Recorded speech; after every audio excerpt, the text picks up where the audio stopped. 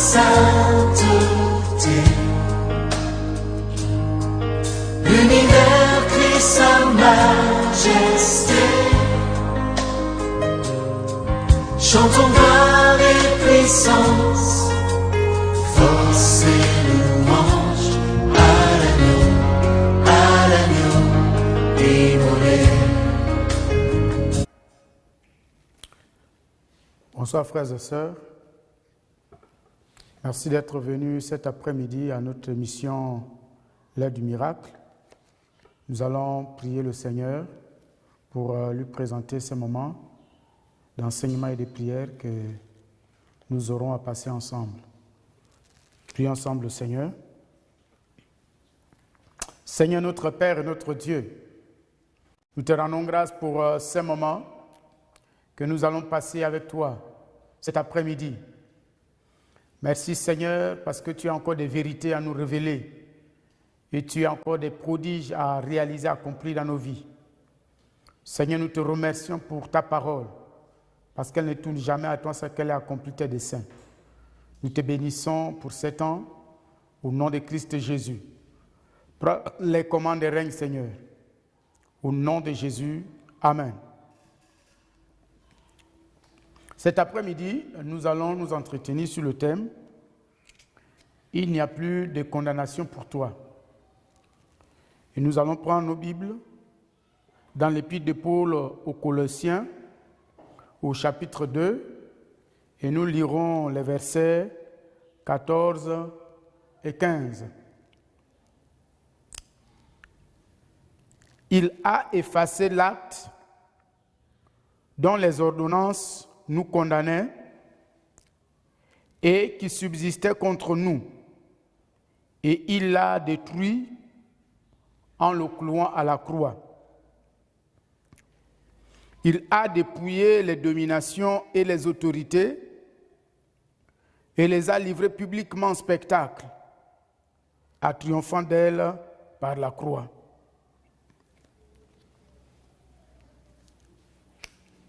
Alors ce soir, nous allons nous intéresser à ces deux versets qui nous parlent de ce que le Seigneur Jésus-Christ a réalisé pour nous à la croix. La première chose qui nous est dite au verset 14, c'est qu'il a effacé l'acte dont les ordonnances nous condamnaient et qui subsistaient contre nous. Ça, c'est la première vérité. C'est un terme juridique. Et je crois que les hommes de loi, les juristes, comprennent mieux que nous cette déclaration extrêmement profonde.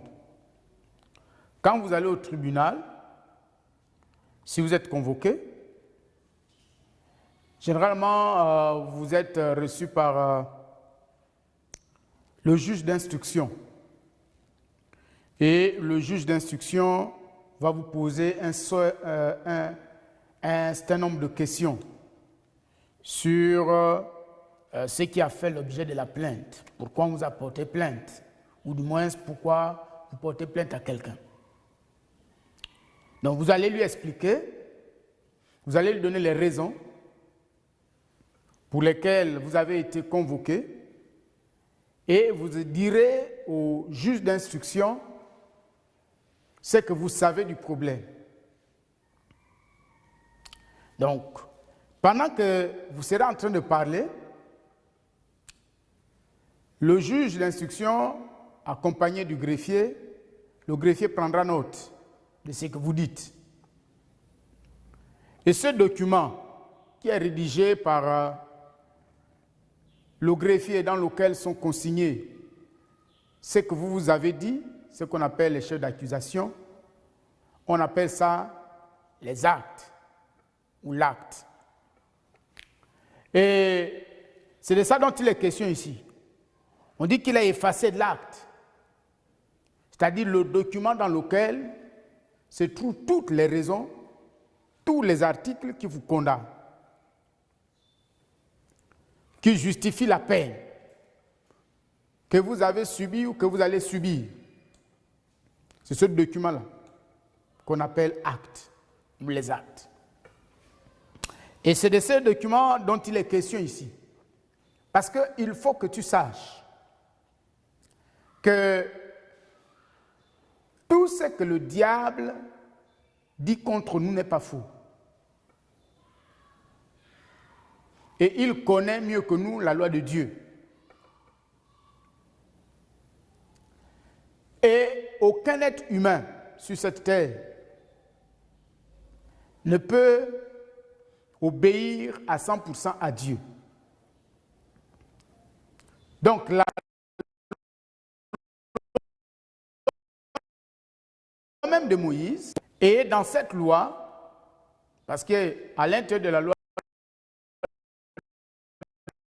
de Moïse, il posait certains actes, le dommage, la punition étaient déjà définis dans ce document-là.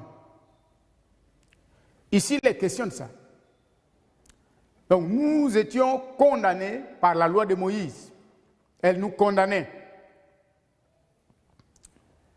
Et donc, nous méritions le jugement. Nous méritions la condamnation. Nous méritions la malédiction. Nous méritions toutes les conséquences.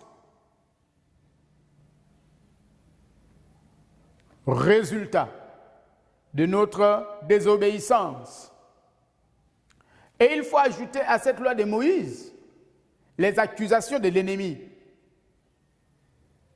Il s'est présenté devant Dieu. Dieu lui a dit, est-ce que tu as vu mon serviteur Job?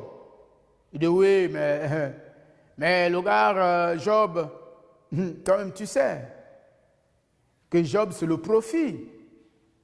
S'il t'obéit, ce n'est pas parce qu'il te craint, ce n'est pas parce qu'il est sincère, intègre, mais seulement parce qu'il est riche, parce que tu lui as donné la richesse, tu lui as donné des enfants. Mais essaie de toucher à sa richesse, essaie de toucher à ses enfants. Oh, tu verras, le même jour, Job va te maudire. Le même jour, Job va se détourner de toi. Donc, l'ennemi aussi, souvent nous accuse aussi devant Dieu. Troisièmement, il y a des gens aussi, dans nos familles, qui ont publié des décrets dans le monde spirituel. Ils ont dit un certain nombre de choses que nous devons subir. Ils ont dit, par exemple, cet enfant, tant que le soleil existera, tant que la lune existera, tant que la terre existera, cet enfant ne vivra jamais le bonheur. Cet enfant ne connaîtra jamais la paix. Cet enfant ne connaîtra jamais la joie. Cet enfant ne connaîtra jamais la bonne santé. Cet enfant ne connaîtra jamais la réussite. Cet enfant ne connaîtra jamais la joie du mariage. Cet enfant ne connaîtra jamais la réussite, l'accomplissement de tout ce qu'il décidera de faire. Ils ont publié ces décrets dans le monde spirituel. La lune a entendu, elle a scellé. Le soleil a entendu, le soleil a scellé. La terre a entendu et la terre a scellé. Parce que n'oubliez pas que la terre écrit. Dieu a dit à Jérémie, il donne à Jérémie une prophétie, il dit, terre, terre, terre, ainsi parle l'Éternel. Inscrivez cet homme comme privé d'enfant.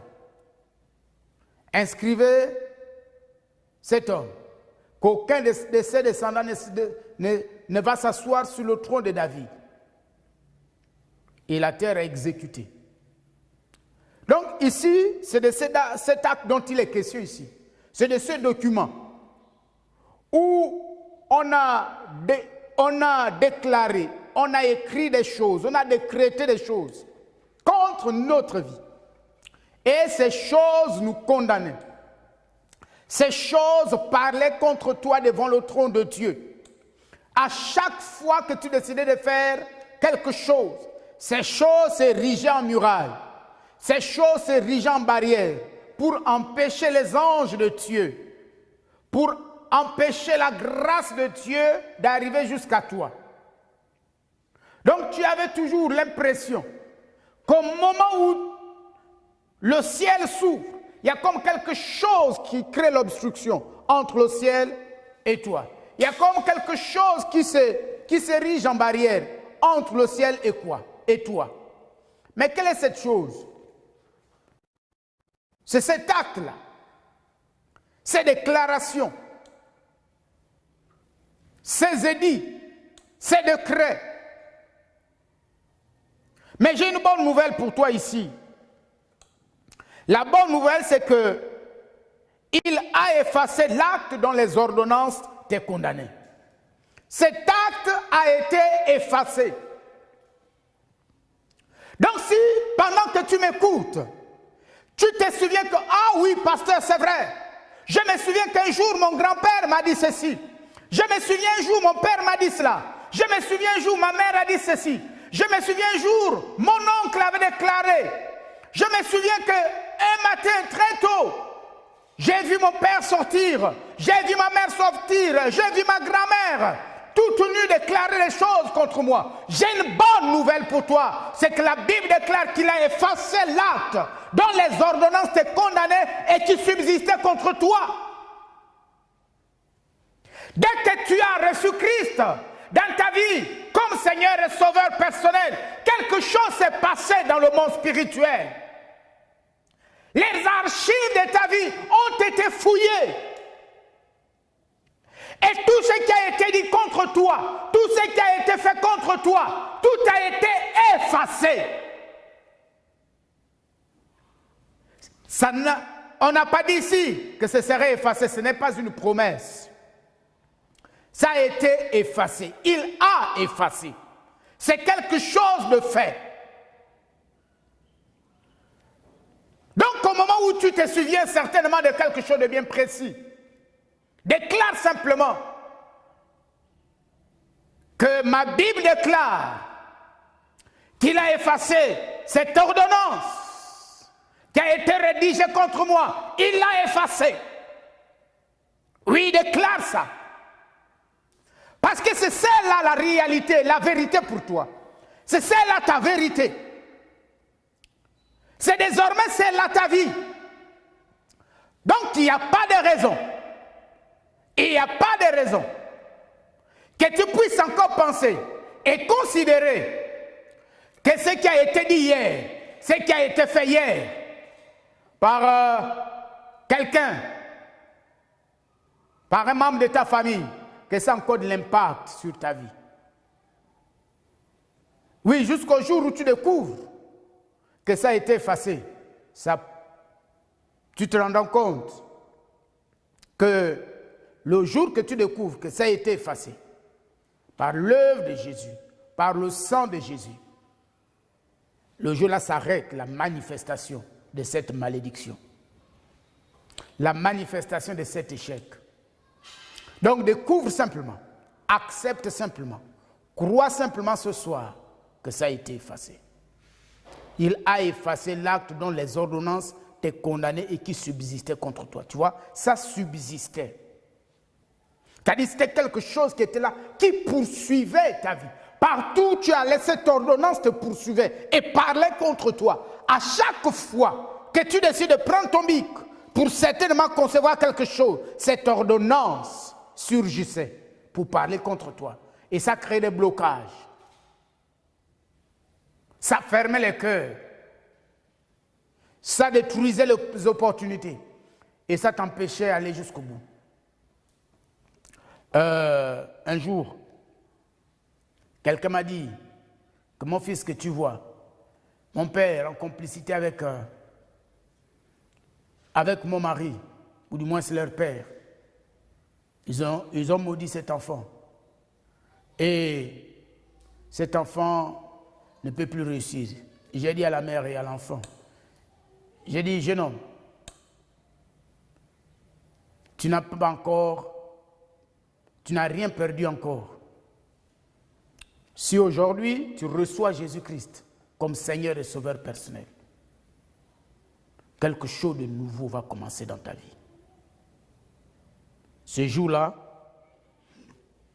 ce jeune homme a décidé de recevoir Jésus dans sa vie comme Seigneur et Sauveur personnel. effectivement, un mouvement nouveau commence dans sa vie. Je connais une dame. Sa maman ne s'était jamais mariée. Elle a perdu sa maman à 5 ans, mais elle ne s'était jamais mariée. Sa tante qui l'a élevée ne s'est jamais mariée. La grande sœur de sa maman ne s'est jamais mariée. Mais lorsqu'elle a reçu Jésus-Christ comme Seigneur et Sauveur, elle a brisé le cycle du célibat. Et la porte du mariage s'est ouverte. Oui, il est écrit, il a effacé l'acte dans les ordonnances le condamné et qui subsistait contre toi. Donc, il a effacé l'acte dans les ordonnances nous condamnait et qui subsistait contre nous. Il l'a détruit en le clouant à la croix. Il l'a détruit en le clouant à la croix. Il l'a détruit en le clouant à la croix. Regardez cette image naturelle. Hein, vous allez marcher malien, peut-être vous lui devez, vous prenez des bons et ainsi de suite.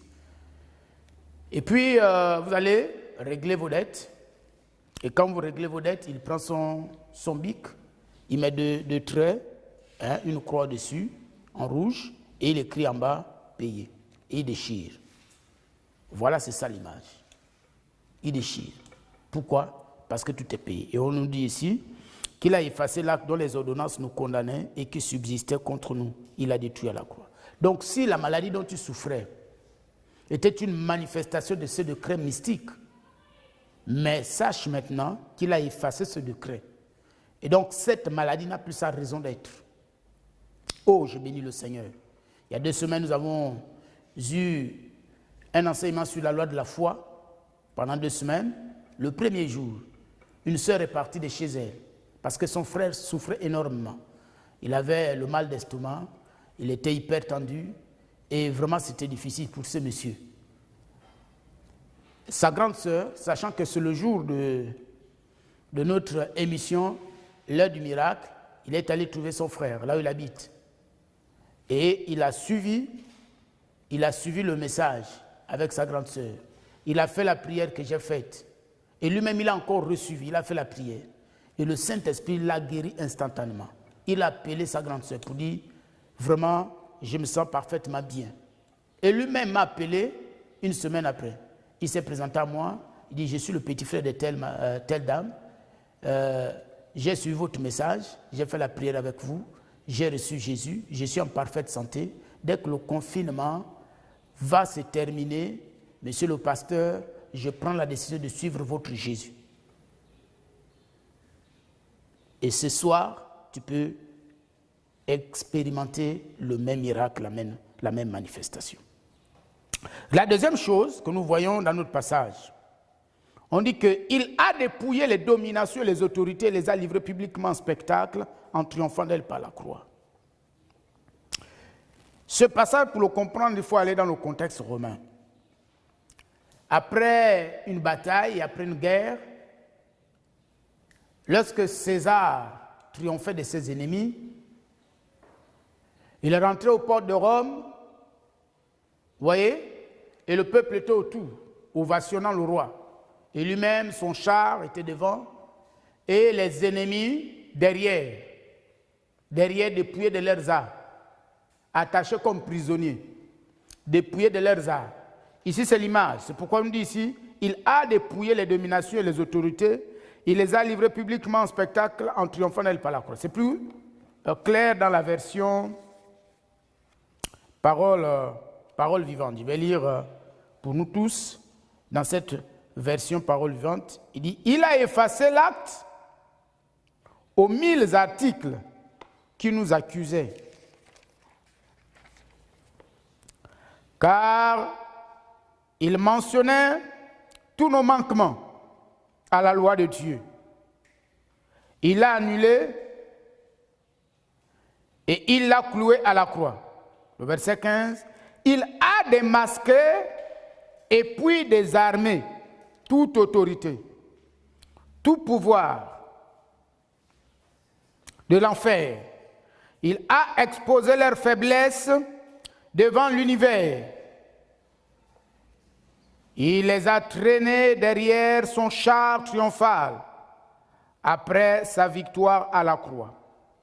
Il les a traînés derrière son châle triomphal après sa victoire à la croix. Quelle bonne nouvelle! Quelle bonne nouvelle! Quelle bonne nouvelle! Tes ennemis. Jésus, après sa victoire à la croix, tous les ennemis de Jésus ont été désarmés. Tous ont été désarmés. Dans d'autres versions, c'est dit, on les a dépouillés de leurs armes. On leur a enlevé leurs armes. Est-ce que tu réalises ça?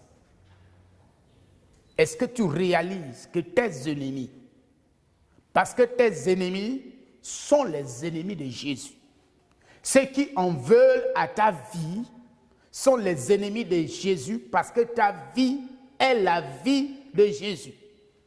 Donc toutes ces personnes, tous ces esprits qui en voulaient à ta vie, qui avaient décidé d'en finir avec ta vie, avec ta santé, avec ta famille, avec ton travail, avec ta vie spirituelle. Oui, toutes ces entités qui t'empêchaient de jouir de la vie, de jouir de la grâce de Dieu, de jouir de tout le bonheur que te procure ton Dieu sur la terre, parce qu'il veut que ta foi devienne d'abord une réalité sur la terre, que la foi devienne un bonheur pour toi sur la terre. Ça, c'est l'objectif de Dieu.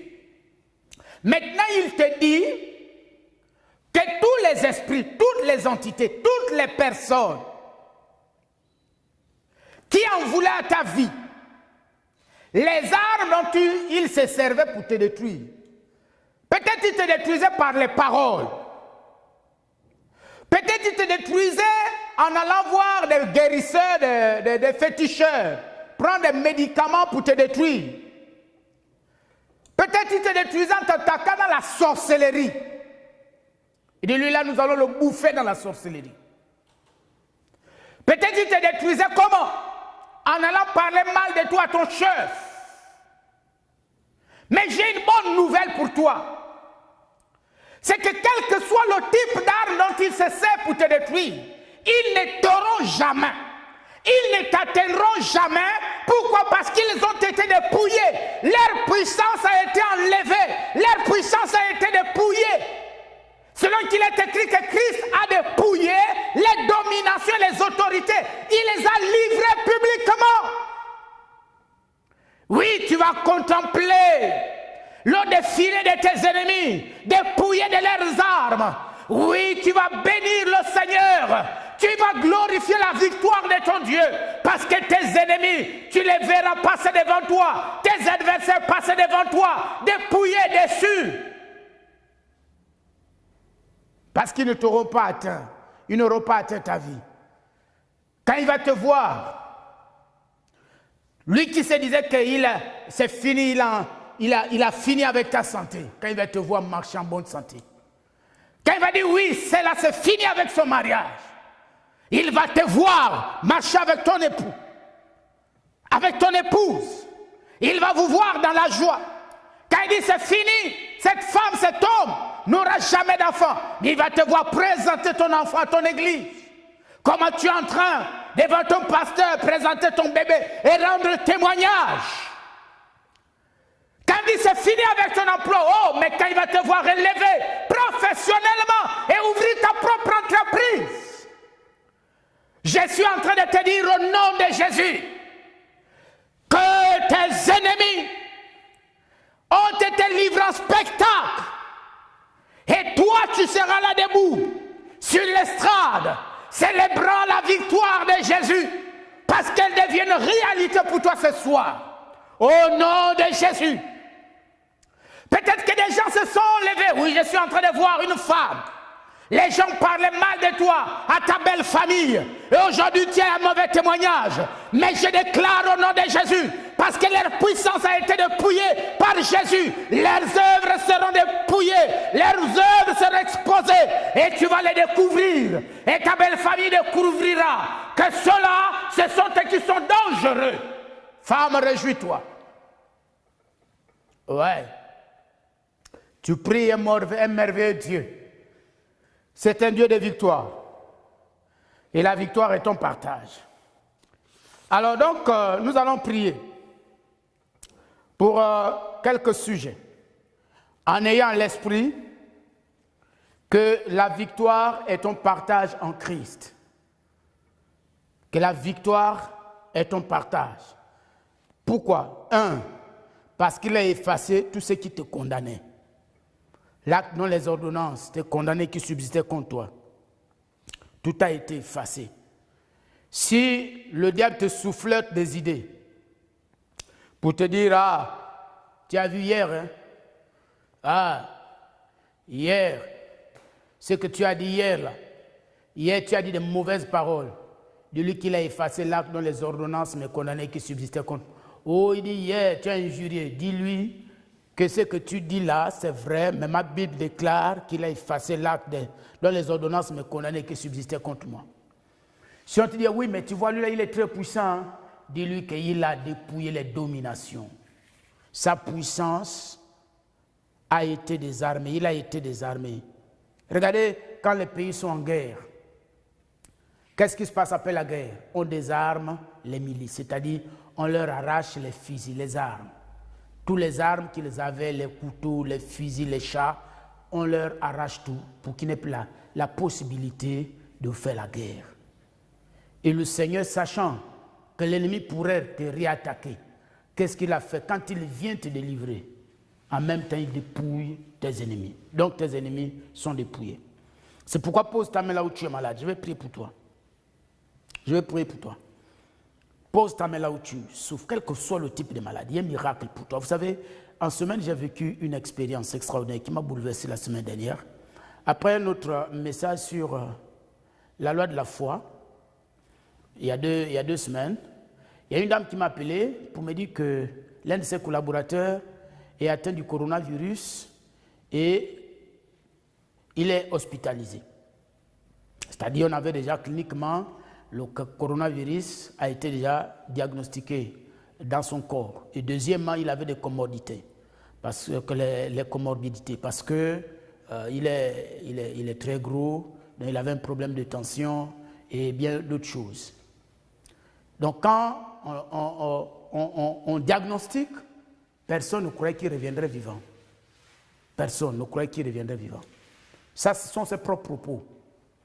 Même le directeur de leur ministère, de leur structure, lui a dit ça.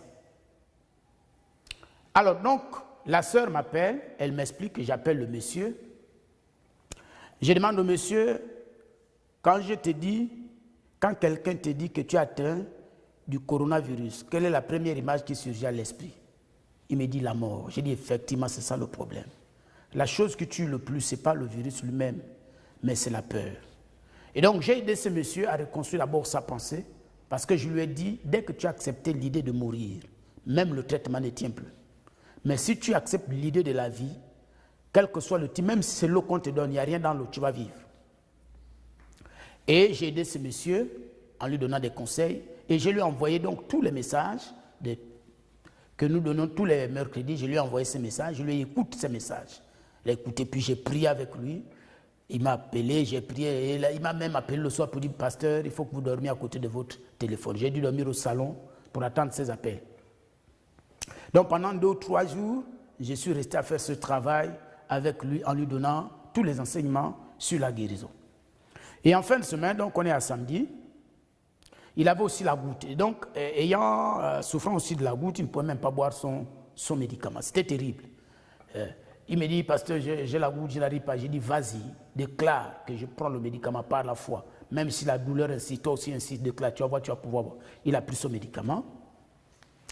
Et en fin de semaine, donc, nous sommes autour de vendredi, samedi. Il m'informe qu'il y a le monsieur qui partageait le lit avec lui qui est sorti.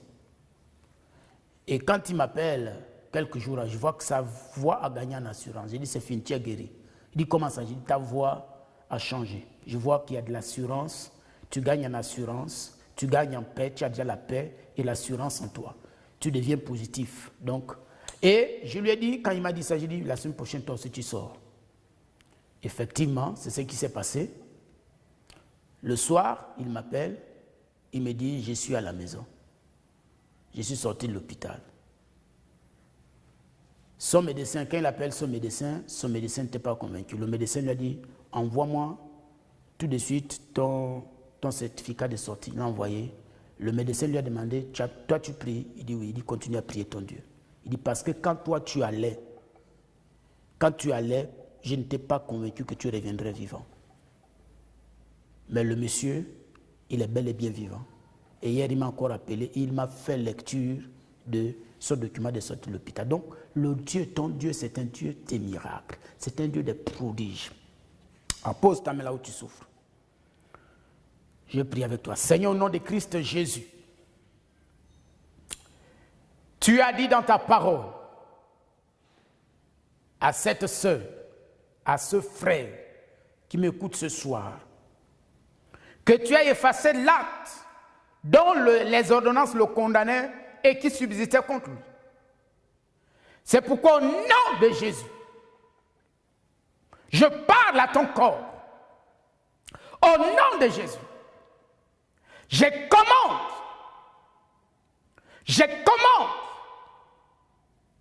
quelle que soit la maladie dont tu souffres, je commande au nom de Jésus à ton corps d'être restauré ou guéri au nom de Jésus.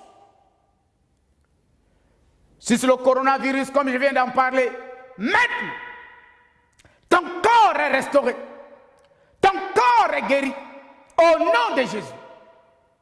Je commande au cancer de la peau, au cancer de la prostate, au cancer du sein, au cancer du cœur, au cancer de l'utérus. Maintenant, libère ce corps. Libère au nom de Jésus. Libère au nom de Jésus. Je commande au nom de Jésus. Je commande à tes trompes. Je commande à ton ovaire. Je commande à ton utérus. Maintenant, je libère la guérison et la vie. Au nom de Jésus. Je commande au paludisme. Je commande à la pneumonie. Au nom de Jésus, je commande au VIH-Sida. Maintenant, libère ce corps.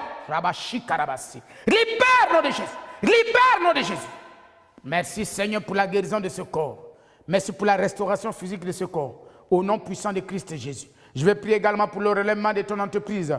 Peut-être pendant ce temps de confinement, ton entreprise a pris un coup. Maintenant, au nom de Jésus Saint-Esprit, je prie que tu donnes la sagesse à ton serviteur et à ta servante et que son entreprise soit relevée au nom de Jésus. Merci Seigneur parce que je crois que tu disposes des moyens. Tu disposes des moyens, tu disposes les moyens, tu disposes les moyens. Seigneur, tu crées les opportunités et tu donnes à ton serviteur, à tes servants de les saisir, Seigneur. Je déclare le relèvement, je déclare la guérison de son entreprise et je déclare son expansion au nom de Christ Jésus. Seigneur, c'est toi qui as dit que celui qui ne travaille pas ne mange pas. Oh Seigneur, merci Seigneur.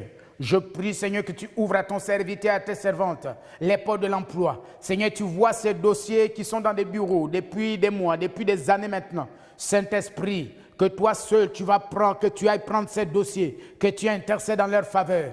Je déclare au nom de Jésus que ici, dans un mois, d'ici un mois, 2 mois, tu seras appelé au nom de Christ Jésus. Reçois ton emploi au nom de Christ Jésus.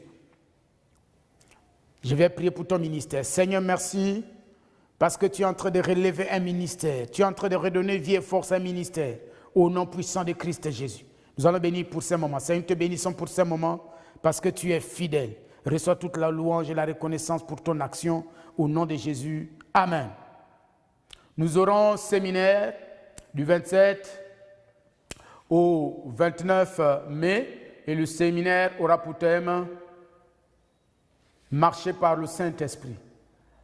C'est toujours mercredi, serait mercredi, jeudi, vendredi, et c'est toujours à la même heure, à 16h.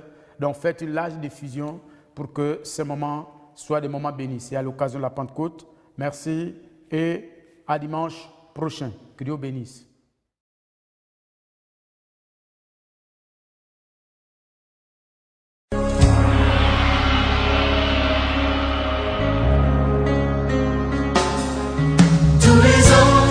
Sa sainteté, l'univers